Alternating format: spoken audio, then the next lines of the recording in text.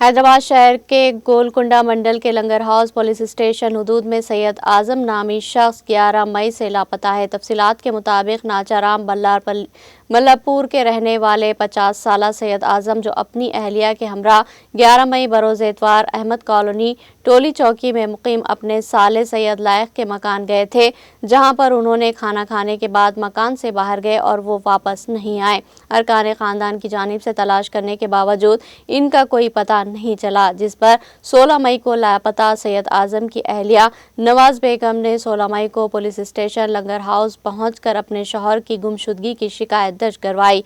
Police ने इस सिलसिले में एक मुकदमा दर्ज कर लिया।